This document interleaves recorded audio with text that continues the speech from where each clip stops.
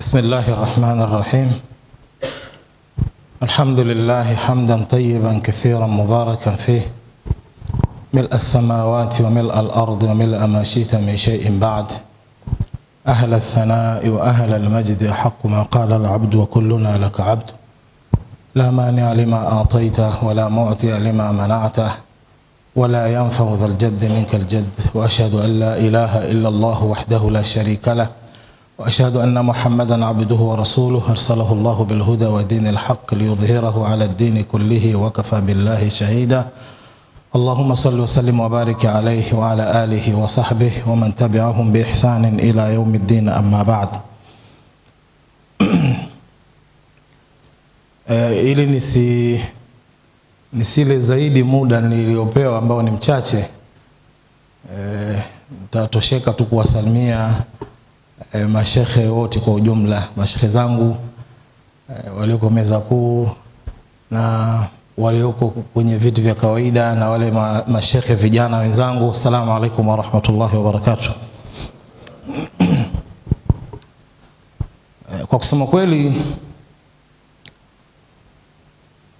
tunapokabidhiwa majukumu ya kuzungumza mbele ya mashekhe zetu, hili jambo linatufurahisha, lakini ni kazi moja nzito sana. Linatupa headache kubwa kuzungumza mbele ya mashekhe, lakini tunaamini kwamba hili ni jambo ambalo pengine linatuandaa insha Allah fil mustakbal na sisi kuja kubeba angalau baadhi ya majukumu ambayo mashekhe zetu wanayabeba sasa hivi. Sasa mada ambayo nimekabidhiwa ya al-ijtihad wa taklid ni mada nzito, na uzito unazidi zaidi kuizungumza mbele ya mashekhe ambao wamebobea katika fani hizi, lakini sina jinsi zaidi ya kutaja baadhi ya vitu ambavyo nimeviona, vile ambavyo tumevipokea kwa mashekhe zetu. Alafu pale ambapo itakuwa nimeteleza kidogo, basi mashekhe inshallah watatuweka sawa, na ndio hapo tutakuwa tunakaa sawa. Ndugu zangu, mlango huu wa ijtihad na taklid ni katika milango muhimu sana na migumu sana katika fani ya usulul fiqh, kwa sababu kwenye mlango huu ndipo panaposomwa kias kwa vipengele vyake vyote, na sote tunafahamu kwamba yani as'abul abwab katika mlango katika fani ya usulul fiqh ni mlango wa kias, bali pia wanasema na as'abul al-abwab fil qiyas qiyasu shabah, ambayo hapa ndipo kwenye vurugu hizi za ijtihad na taklid. Hal kullu mujtahidin musib au hal kullu mujtahidin muthab, na maneno kama hayo ndio ambayo yanatawala katika mlango huu. Katika baadhi ya maeneo unasomeka mlango huu kama at-taswib wa takhti'a katika mlango wa ijtihad. Taklidi inakuwa taklidi peke yake, lakini mlango wa ijtihad ndio ambayo inakuja masala ya sawab wal khata katika ijtihad au at-taswib wa takhti'a. Sasa ijtihad ni nini kwa mujibu wa maneno ya wanaochuoni? Wanaochuoni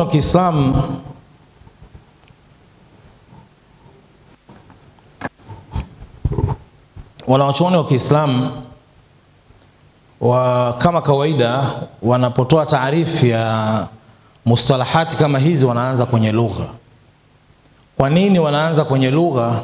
Sababu wanasema lugha ndio asili, na sheria inachukua hizi mustalahati kwenye lugha baada ya kuona kile wanachotaka au kinachotaka kuzungumzwa kwenye sheria kinafanana na kile kilichozungumzwa kwenye lugha. Ndio wanachukua lile tamko, wanakuja kuliwekea dhawabit na quyud na vitu kama hivi, ili liweze kumaanisha jambo maalum katika sheria.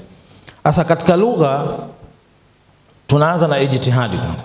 Ijtihadi wanasema huwa ibara an badhli aljuhdi wastifraghi alwus'i fi tahqiqi amrin min al'umur.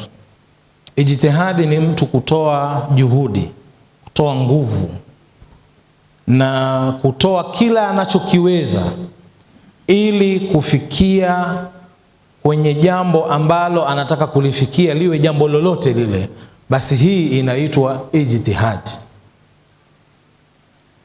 Wanasema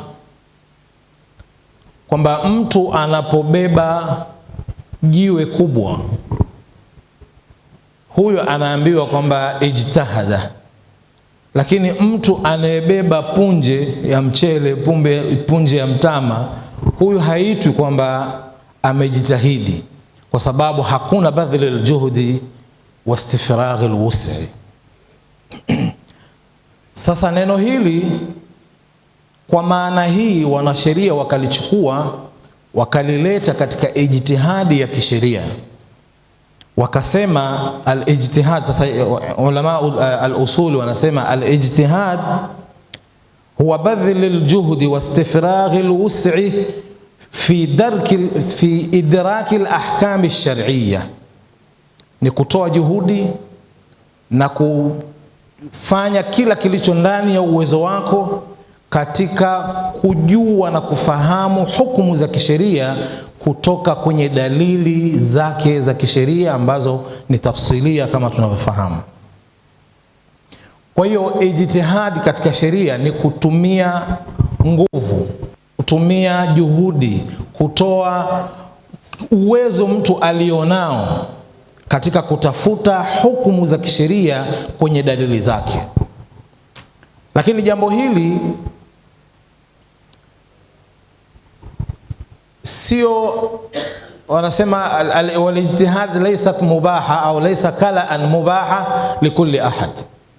Yani ijtihad sio kwa sababu tu ni kutoa nguvu basi mtu yoyote yule anaweza akatoa nguvu, akafanya juhudi, akafikia kutoa hizo hukumu za kisheria. Kwa sababu nalo hili, kama mashekhe zangu walivyotaja matatizo mengi ambayo tunayo sasa hivi, hili nalo pia limeingia katika matatizo tuliyokuwa nayo. Kila mmoja sasa hivi ni mujtahid, kwa sababu hivyo ana uwezo wa kusoma Qur'ani, wengine alhamdulillah wamehifadhi. Kwa hiyo anaweza tu anapata tafsiri ya Kiswahili ya Sheikh Saleh Farisi au ya mwingine, akaisoma aya akaona tarjama yake na wala si tafsiri, lakini hapo hapo naye akajenga kauli, akatoa fatwa, akatoa hukumu na akajipachika nafasi ya mujtahid. Hili nao ni moja katika matatizo ambayo sasa hivi yapo, lakini sasa tunaambiwa kwamba ijtihadi laysa kala'an mubahan likulli ahad. Adillatu al-ijtihad. Ijtihadi kama ijtihadi, kabla hatujafika kwenye sifa za hao mujtahidin, lazima jambo lolote katika sheria liwe na dalili. Kuna dalili gani inayowaruhusu Waislamu waseme kwamba kuna kitu kinaitwa ijtihadi na kinafanyika katika Uislamu, kwamba kuna watu wanafanya ijtihadi kutoa hukumu za kisheria? Wapi wamepata ruhusa hiyo ya kisheria? Mwenyezi Mungu Subhanahu wa Ta'ala katika suratu An-Nisa aya 83 anasema wa idha ja'ahum amrun min al-amni aw al-khawfi adha'u bih walau radduhu ila ar-rasul wa ila ulil amri minhum la'alimahu alladhina yastanbitunahu minhum walaula fadlullahi alaykum wa rahmatuhu lattaba'tumush shaytana illa qalila. Aya hii moja kwa moja inawaelekeza Waislamu kwamba si kila jambo anaweza kila mtu kulizungumzia jambo hilo, bali kuna watu ambao wanaruhusiwa kuzungumza baadhi ya mambo na wengine hawaruhusiwi. Ndio maana hapa mwanzo wa aya kuna itabu, kuna lawama kwa watu ambao wana kawaida linapotokea jambo hata kama limewazidi umri hilo jambo hilo, basi wanalibeba na kuanza kulitangaza. Wa idha jaahum amrun min al-amn aw al-khawf adha'u bih, linapowajia jambo ima la amani au la vita wanaanza kulitangaza. Walau radduhu ila rasul, na lau ilo jambo wangelirudisha kwa mtume, wa ila ulil amri minhum, na kwa wale viongozi wao wengine kama si mtume, la alimahu alladhina yastanbitunahu minhum, wangelijua wale ambao wana uwezo wa kufanya istinbat. Hapa moja kwa moja aya inaonyesha kwamba kuna watu maalumu ambao wanaruhusiwa kufanya ijtihad ili waweze kustambit ahkam, halafu zipelekwe kwa watu wote kwa ajili ya matumizi, na si kila mtu anaweza kuzungumza kila jambo. Aya hii moja kwa moja inaturuhusu, inawaruhusu Waislamu kufanya ijtihadi, lakini kwa watu maalum waliopewa kibali cha kisheria, kama tutakavyoona sifa za mujtahidin. Allah subhanahu wa ta'ala pia anasema, inna anzalna ilayka alkitaba bilhaq litahkuma baina an-nas bima araka Allahu wa la takun lilkhainina khasima. Hapa kwenye litahkuma baina an-nas bima araka Allah, hii araka Allah haiji kwa kila mtu. Hawa watu ambao wanapata hiyo arahumullah ni watu maalumu ambao wana nyenzo maalumu, ndio ambao wanapata sasa kufahamu kile alichokusudia Mwenyezi Mungu ili wakishushe hicho kwa watu. Aya ziko nyingi, aya zote zinazohimiza Waislamu kutumia akili zao kutafakari Qur'ani na nyinginezo, zote hizi ni dalili ya kupatikana ijtihadi katika elimu ya kisheria au katika Uislamu kwa ujumla.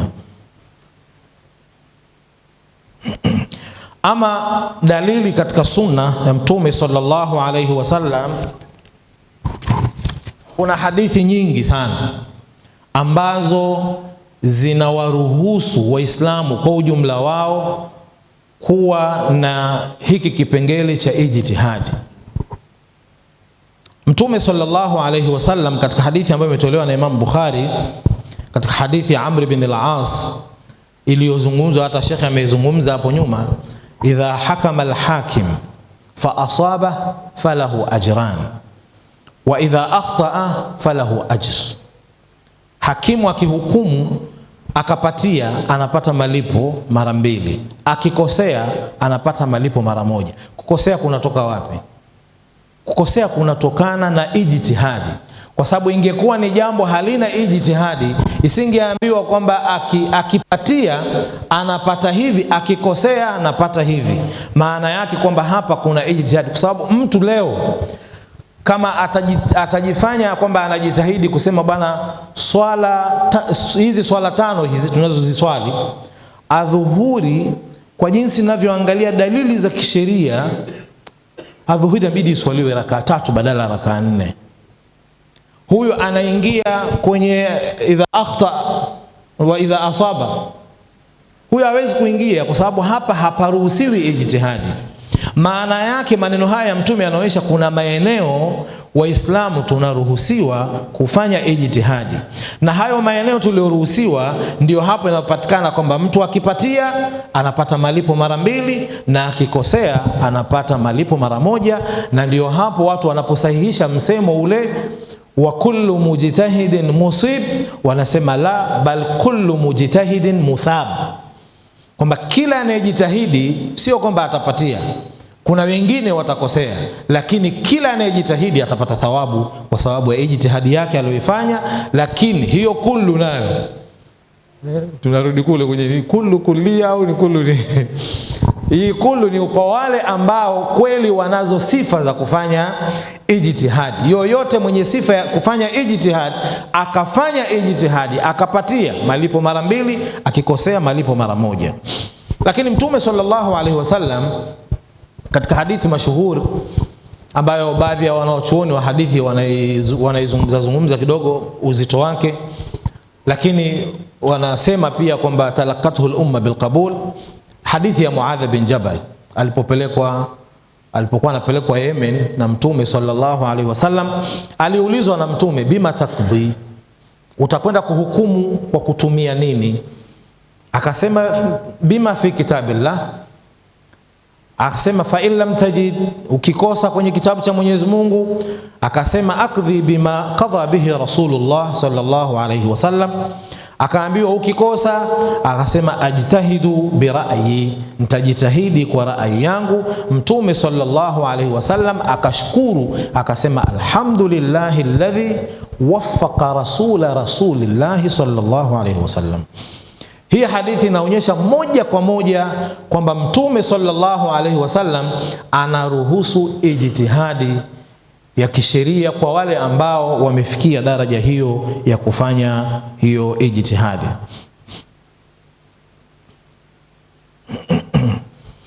Hadithi ziko nyingi na dakika zimeshapunguzwa, kwa hiyo nyingine nitaziruka. Kina hukumu ya ijtihadi, tumeona mashru'iyatul ijtihad.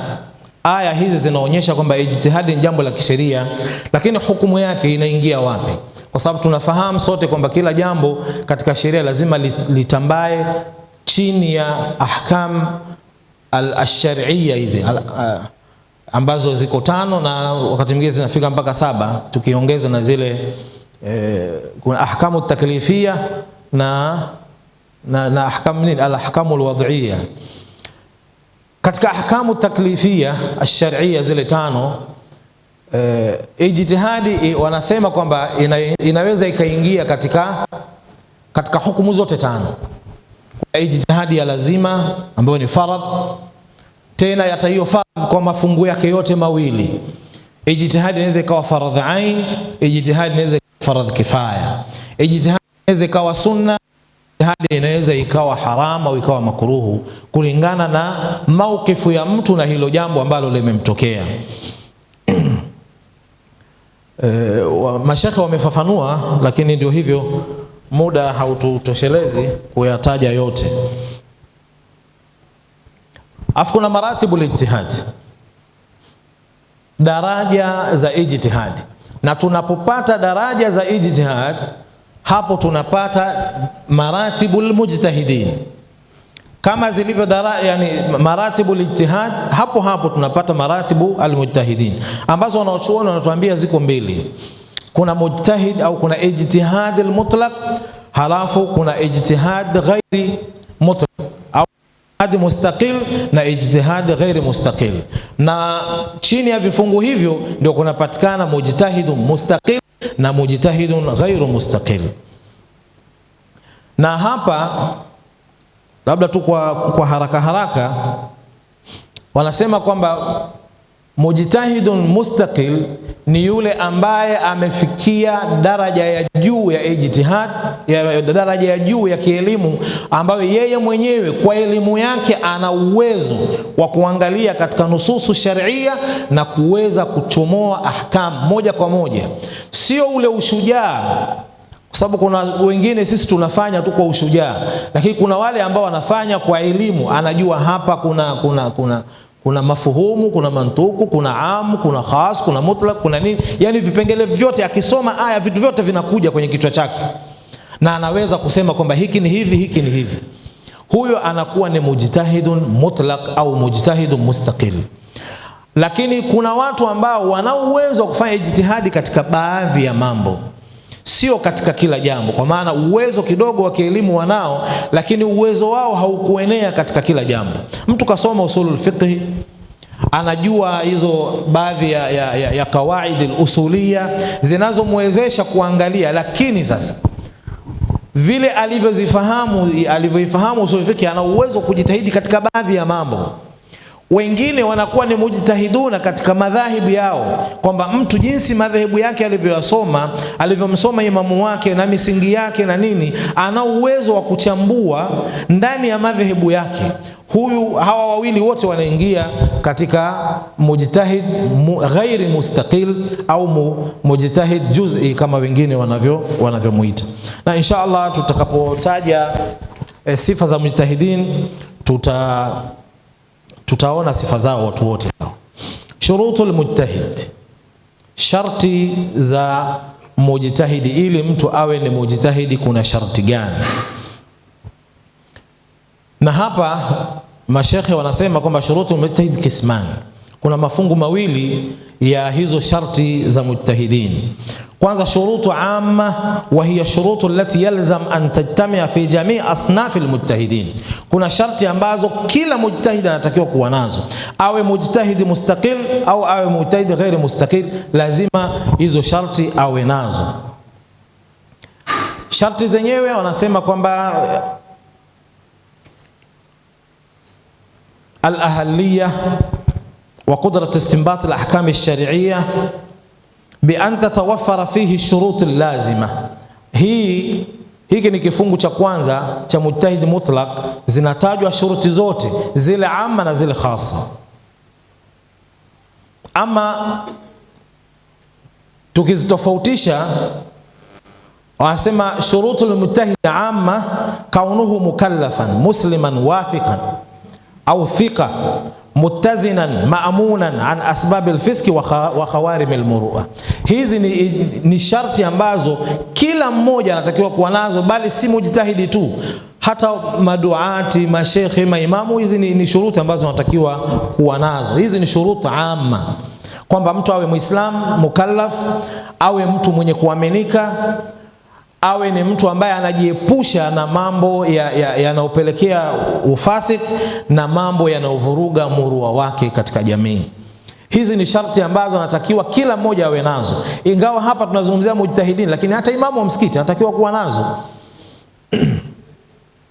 Ama tunapokuja sasa katika shurut za vifungu vyote viwili tofauti, tunaanza na mujtahid al-mutlaq, ambayo anasema huyu sasa ni al-ahliyya wa qudrat istinbat al-ahkam ash-shar'iyya bi an tatawaffara fihi shurut al-lazima lil-ijtihad: al-islam, al-bulugh, al-aql, al-adala wa at-taqwa.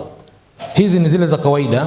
Thumma an yakuna muhitan bimadarik ash-shari', awe amezizunguka ile milango yote ya sheria ambayo mtu anaweza kuingia na kuweza kupata zile ahkam, kama hizo fani za usulul fiqh, fani za lugha ya Kiarabu, kwenye nahau, kwenye balagha, kwenye nini, zote hizo awe mtu amezizunguka muhitan. Sasa sisi utakuta tuliokuwa wengi kama alivyosema shekhe, hata faili na mafaula hatumjui vizuri, lakini mtu tayari anaingia katika dimbwi la ijtihadi, na yeye ana uwezo wa kusimama na sio tu kumtukana shekhe. Labda kutukana shekhe tungesema tu ni ukosefu wa adabu kama alivyosema shekhe, lakini mtu anaingia kukosoa kauli ya shekhe, na kwamba shekhe fulani imamu, na wala si shekhe wa kawaida, imam fulani amekosea hapa na iliyo sahihi ni hivi kama alivyosema Mtume. Anatoa ushahidi moja kwa moja wa nas. Si vibaya Muislamu ukaacha kauli ya imamu kwa ajili ya kauli ya imamu mwingine, kwa sababu kuna daraja mtu anafikia, hata kama elimu yake ndogo, lakini kuna kiwango akifikia, ana uwezo wa kupima kati ya shekhe ya imamu huyu alivyosema na dalili zake na imamu huyu alivyosema na dalili zake. Unaweza ukapima ukahisi kwamba mimi naona haki kama iko upande huu kwa ule ufahamu wako, na hicho hulaumiwi nacho kwa sababu ndio uwezo wako. Inawezekana huyo imamu uliomchagua ndiye aliyekosea, lakini si ndio elimu yako ilivyokupelekea kwamba hii ndio karibu na haki, unaruhusiwa na wala hakuna shida. Lakini sio kwa maana kwamba unamkosoa Imam Shafi kwa kauli yako wewe. Sasa sharti uwe muhitan bimadarik ash-shari'. Sasa jipime wewe mwenyewe, alafu ujiangalie kwamba kweli kwenye hii sharti unaingia. Wanasema katika sharti awe ana maarifa wal ilmu ala mustawa at-takhassus katika fani zifuatazo bil Qur'an al-Karim. Mustawa takhassus, yani mtu ambaye amebobea katika Qur'ani, mtu ambaye amebobea katika sunna ya Mtume sallallahu alaihi wasallam, mtu ambaye amebobea katika ilmu ya nahau na lugha na vinavyohitajika katika fani hizo. Lakini pia awe mtu anajua maeneo yote ambayo wanaochuoni wamekubaliana, mawatinul ijma'i. Yani ili mtu uwe mujtahid lazima ujue mawatinul ijma'i. Sababu wakati mwingine utamkuta mtu anakataa kauli, anaikosoa, analeta kauli nyingine, kumbe kauli yenyewe ni mujma'un alayhi. Wanawachuoni wote wamekubaliana, na tunaambiwa kwamba chochote ambacho wanawachuoni wa zama fulani walikubaliana hakiruhusu tena ikhtilafu, kwa maana haparuhusiwi tena kauli nyingine. Sasa utajuaje kwamba hapa wanawachuoni wamekhtalifiana au wamekubaliana? Lazima ujue mawatinul ijma. Ni wangapi katika sisi tunaojua mawatinul ijma?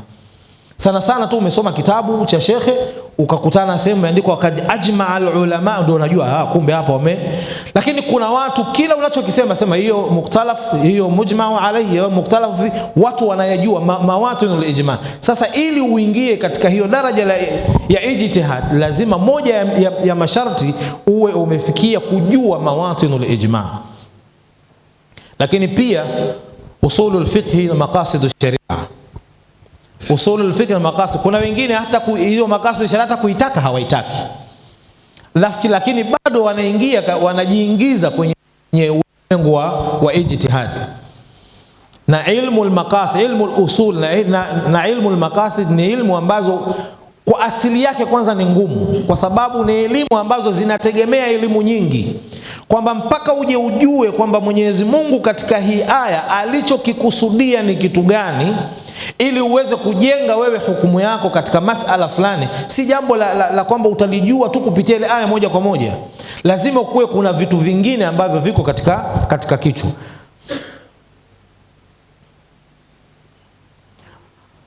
An ya'rifa wujuha alqiyas wa sharaitihi almu'tabara, pia ajue zile sharti za qiyas na njia zake zinazokubalika katika sheria. Katika fani kama tulivyosema, katika fani ambazo ni ngumu katika usul fiqh ni qiyas, na qiyas ndipo panapopatikana ijtihadi. Mpaka baadhi ya wanawachuoni wameifanya qiyas ni muradifu wa ijtihad, yani wanapotaka kuzungumzia ijtihad wanazungumzia qiyas, kwa sababu qiyas ndio kwenye kufananisha. Kwa sababu huko kwingine kama aya ni mathalan nas ni qat'i thubut na qat'i dilala, maana yake hakuna habari tena ya kuanza kufikiria.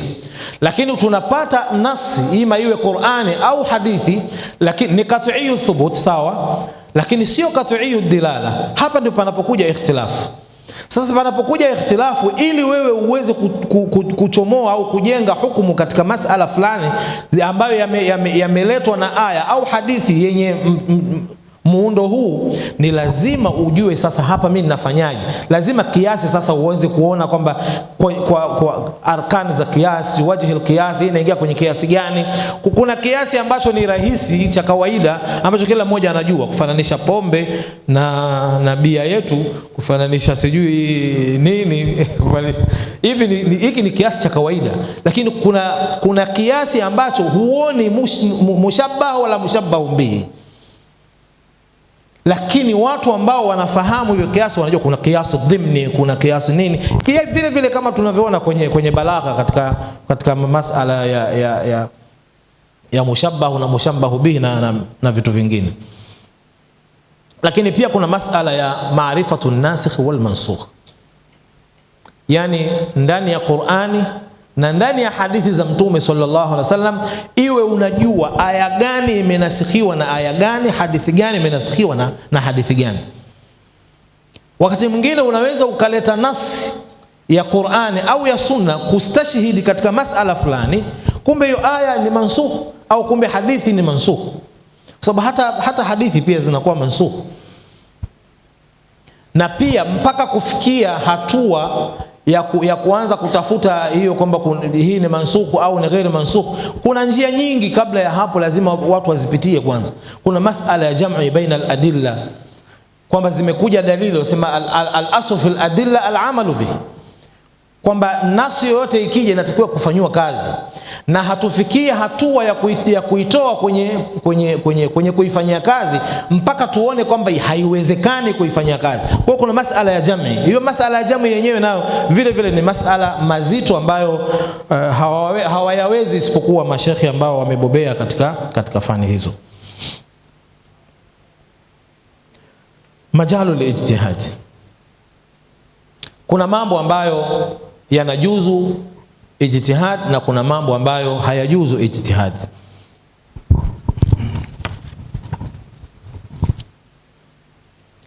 Al-khulasa fi dhalika anna majala al-ijtihad amran ma la nass fihi aslan au ma fihi nass ghairu qat'i ad-dilala, kwamba sehemu ambayo tunaruhusiwa ijtihad ni sehemu ambayo ima hakuna nasi kabisa, ni jambo jipya limekuja halijaguswa popote, hapo ndio tunakuja sasa katika ijtihad, au kuna nasi lakini ni ghairu qat'i dilala, yani kule kufahamisha kwake ile aya au hadithi haifahamishi moja kwa moja katika jambo husika, ni jambo ni nasi ambayo inatoa nafasi ya watu kutofautiana mawazo katika kufahamu. Lakini mtu leo hii tunasikia mpaka katika baadhi ya khutba, baadhi ya mihadhara, mtu anakuambia bwana anafanya kiasi ya ramli, anafanya kiasi ya ramli na kitu kingine. Kwani ramli mbona ni sawa na x-ray? Yani hapa ameingia kwenye ijtihadi. Sasa unaiweka wapi hadithi ya Mtume, man ata arrafan au kahinan wasaddaqahu bima yaqul faqad kafara bima unzila ala Muhammad? Hii hadithi ni qat'iyyu dilala au sio qat'iyyu dilala? Unaletaje ijtihadi katika jambo kama hili? Na mambo kama haya ni mengi, na leo hii tunayasikia yanazungumzwa, mambo yanayopelekea kwenye shirki moja kwa moja. Watu leo wanafanya ijtihadi katika kujaribu kuyatengenezea. Huu nao ni katika misiba ambayo tuko nayo, ingawa hii sio wale vijana waliosema Sheikh Taha, lakini pia yapo. Kuna kitu kinaitwa at-tahari.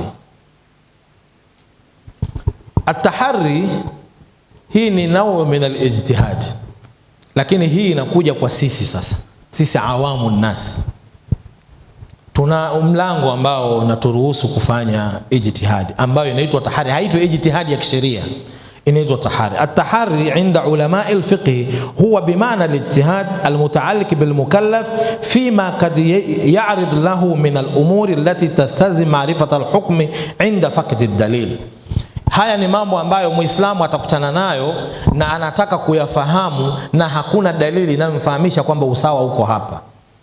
Kwa mfano, mtu wanatolea mfano, mtu anataka kuswali, mtu ami kama sisi hivi, mtu unafika sehemu unataka kuswali hujui kibla ni wapi, na mara nyingi ile jambo linatufika hapa. Mtu anafanya ijtihadi kutafuta kibla, kwa sababu huwezi kuswali ukaelekea tu kokote, lazima utafute vigezo na nini kuona kwamba inawezekana ikawa kibla ni hapa.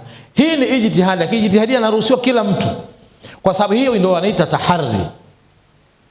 Kwa sababu lazima uswali, na katika kuswali sharti lazima uelekee kibla, na hakuna mtaalamu ambaye yuko karibu atakuonyesha kwamba bwana kibla ni huku, unafanyaje? Na wakati mwingine tuna simu lakini pia hatujui kuzitumia. Huwezi kutumia, hujui kabisa kwamba kuna application inaonyesha kibla. Mtu ami. Sasa tutasema huyu asifanye ijtihadi ya kutafuta kibla kwa sababu haruhusi kufanya ijtihadi? Hapana. Ndio mashekhe wameshusha kitu kinaitwa at-tahari, kwamba Muislamu ana uwezo wa kuangalia na kuweza kupata njia ya haki iko wapi. Nataka kufananisha jambo hili kama masala ambayo wanachuoni wetu wamekhtalifiana katika miji yetu, wamekhtalifiana na hawataki kukubaliana. Sasa sisi awamu nas tunafanyaje? Sisi kinachokuja kwetu inakuja tahari, lakini hapa tahari inakuwa ni kati ya hizi kauli za mashekhe. Kuna wale watu ambao wana kiasi fulani cha elimu, hawa hawana tahari, wao wataangalia kauli za mashekhe kwa dalili zake. Unaangalia kauli ya Sheikh Kundecha, dalili yake ameegemea wapi nini, unajua Sheikh Kundecha hapa mimi nitakuwa naye hapa. Kwa watu ambao wana kiasi cha elimu. Kuna watu hawana kiasi cha elimu, lakini mashekhe mmekhtalifiana, kuna mwezi wa kimataifa na mwezi wa kitaifa. Sasa huyu mtu afuate wapi? Na wote anaona ni mashekhe zake, anawakubali, afanyeje? Mimi ninavyoona mashekhe watanisahihisha hapa, Muislamu anaruhusiwa kuja katika kipengele cha tahari, kwa sababu huyo hana uwezo wa kupima hata dalili inayotumika na mashekhe pande zote mbili, hana uwezo. Sasa atakachokifanya nini? Tahari sasa hapa itajengeka katika mwenendo wa mashekhe, akiwaangalia mashekhe hawa wanaonekana kama wakweli, mashekhe hao mbona wanaonekana kama wababaishaji, lakini lazima Muislamu atumie juhudi ya kuweza kuitambua haki iko wapi. Sasa hapa mtu Muislamu anaruhusiwa kufanya tahari, na Waislamu tuwaambie hili. Tatizo liliopo katika miji yetu ni kwamba mashekhe kila mmoja anavutia kwake, mtu yuko tayari hata kuwatukana mashekhe wenzake ili mradi wavute watu kwake. Sio sahihi. Tuzungumze misimamo, tutoe dalili zetu, halafu tuwaambie Waislamu wajibu wao ni tahari. Wajaribu kujitahidi kuangalia kati ya makundi mawili ya mashekhe hawa, wewe jaribu kuangalia shekhe gani ambaye unahisi sio akuvutie kanzu, lakini shekhe gani anaonekana kwamba mara nyingi akizungumza anakuwa mkweli. Waislamu watakiwa hiki kitu wafundishwe, wakifahamu. Waislamu wengi wanakuwa kwenye dilema, kwa kusema kweli hawajui kwamba wafanye nini. Mtu anajikuta tu kafunga, hata huo msimamo aliofuata hata hajui kaufuata kwa sababu gani. Yeye kajikuta tu kaamka kafunga. Basi ndio inakwenda watu wanamaliza Ramadhani. Sasa kuna kipengele chetu sisi cha tahari, hiki tunatakiwa tukitumie. Nimeona katika ijtihadi nizungumze mambo haya machache. Najua anazungumza na mashekhe, najua hapo kwenye vichwa yanazunguka mambo mengi, lakini kabla sijahama kwenda kwenye taklidi, naomba Sheikh Hamisa anifanyie uvumilivu kidogo. Kuna maswali hapa ambayo mashekhe wameyazungumza, kuona kwamba mtume, tunaulizwa mtume alikuwa madhehebu gani, na hizi ikhtilafu kwa nini tukhtalifiane. Ni kwamba ikhtilafu ndugu zangu katika dini yetu sisi ya Kiislamu, ni kweli wale waliosema kwamba ikhtilafu ni rahma, ikhtilafu ya wanaochuoni kweli ni rehma. Tuseme tu kwamba maneno ya mtume, lakini kwa maana ya haya maneno ukiangalia kabisa ni sahihi, kwa sababu ikhtilafu imeanza wakati mtume yupo hai, na mtume akairuhusu ikhtilafu, kuonyesha kwamba swala la ikhtilafu na ijtihadi ni masala ambayo mtume sallallahu alaihi wasallam ameakiri yeye mwenyewe akiwa bado yuko hai. Hadithi tuliyosoma ya Muadh, japokuwa Muadh alikuwa hajakhtalifiana na mtu, lakini mtume kamkiri kwamba akajitahidi. Sasa kama atajitahidi Muadh huko Yemen, kuna sahaba mwingine atakuwa sehemu nyingine naye atajitahidi kwa ruhusa hii. Haiwezekani hawa watu wakubaliane katika kila kitu. Sasa hapa moja kwa moja mtume sallallahu alaihi wasallam ameikiri ikhtilafu. Sasa kama ameikiri ikhtilafu, maana yake ni kwamba lau tutasema kwamba madhehebu yalianza lini kwa mafuhumu hii ya ikhtilafu, maana yake madhehebu yalianza tokea wakati mtume sallallahu alaihi wasallam, lakini yalikuwa hayana nafasi ya kutokeza kama madhehebu, kwa sababu mtume yupo. Watu wakishavurugana huko, mwisho watu wanarudi kwa mtume, mtume anaamua, mambo yanakwisha. Watu swala Bani Quraidha, mtume yupo, watu wamekhtalifiana, na kila mmoja akafanya kwa vile alivyoona, na mtume akawakubali wote. Maana yake ni kwamba kuna mambo ambayo watu wanaweza wakakhtalifiana na wote wakawa kwenye haki. Kuna wale wawili walitayammam, walikosa maji, wakatayammam, wakaswali. Walipomaliza kuswali maji yakapatikana, mmoja akachukua udhu akarudia kuswali, mmoja akasema mimi ndio nishaswali hivyo. Walivyorudi kwa mtume, mtume akamwambia yule ambaye hakurudia swala, akamwambia kad asabta sunna, na huyu aliyerudia kwa kutawadha akamwambia lakal ajru marratain. Manake wote wamepatia na wamekhtalifiana. Kwa hiyo uwezekano wa watu kukhtalifiana na ikawa watu wote wako kwenye haki upo. Sasa hakuna sababu ya kuwa watu na misimamo mikali kwenye masala ya ikhtilafu. Mtu anahisi msimamo wake yeye ndiyo dini, msimamo mwingine ni ukafiri. Japokuwa kweli wakati mwingine kuna mtu anajenga hiyo ikhtilafu, sio ikhtilafu inayokubalika, yeye ana msimamo ambao wahovyo kabisa, haupo, kama tuliotolea mfano wa mambo ya ramli na nini na hirizi, watu kuefananisha na mambo mengine. Yani huku ni kupotea kwa wazi, lakini mtu anakulazimisha kwa ikhtilafu. Hii sio tunaizungumza. Ikhtilafu ni katika masala yale yanayoruhusiwa. Ikhtilafu, watu wanapokhtalifiana, watu wawe na misimamo ambayo haina tashaddudi, haina kugombana, haina kuwachanganya Waislamu. Ramadhani inakaribia, sasa hivi tutasikia balaa. At-taqlid. Taklidi ni nini? Ijtihad nyume chake ni taklid. Lakini taklid, wanawachuoni wanasema taklid akhdhu qawli al-ghayr duna ma'rifati dalilihi. Taklidi maana yake ni kuchukua kauli ya mtu bila kujua dalili yake. Haya maneno ni maneno ya kisheria ambayo yanazungumza na wanasheria. Maneno haya mmewahi kuyasikia kwa baadhi ya mashehe zangu kule Tanga, na shekhe mmoja, basi simtaje jina, anasema, anawaambia watu, na tulikuwa tukiona, yani kulingana na ile elimu tulivyokuwa tunaanza kupata sasa, tulikuwa tukiona subhanallah tulikuwa tukiona kwamba ni maneno mabaya sana. Shekhe anasema, wewe unataka kujua dalili ya nini? Shekhe anawaambia wafuasi, wewe unataka kujua dalili ya hukumu hii kwa nini? Maadamu shekhe wako kasema, huyo shekhe wako ndio dalili huyo. Wewe unataka kujua dalili ya nini? Sasa haya maneno kwa tunaona kwamba maneno magumu, maneno ambayo si sahihi, lakini ukiangalia kwa mtazamo huu, shekhe anazungumza na awamu nas, wanataka dalili ya nini? Akipeletewa dalili ataifahamu vipi? Ndio maana ya taklidi, ni kufuata kauli ya mtu mwingine bila kujua dalili yake. Sasa Sheikh Hamisi anani من أحكام التقليد يجب على غير المجتهد عاميا كان أو عالما لم يبلغ رتبة الاجتهاد المطلق أن يقلد مجتهدا. Katika maneno ambayo ni muhimu sana sisi tuyafahamu ni kwamba mtu yoyote ambaye hakufikia daraja ya ijtihad anatakiwa kalidi mtu, amkalidi imamu katika maimamu.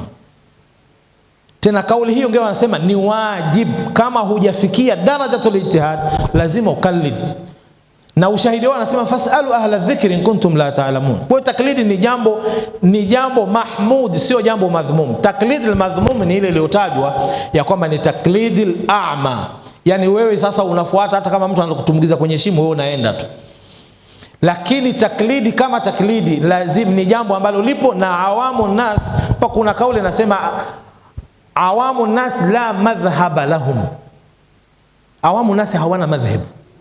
Hii habari ya intisabu Shafi'i, Hanbali, watu wana intisabu tu, lakini wewe kauli yako ni fatwa utapewa na shekhe wako. Sasa shekhe wako amekupa ya Hanbali, amekupa ya Maliki, amekupa ya Hanafi, wewe unatakiwa kufanyia kazi.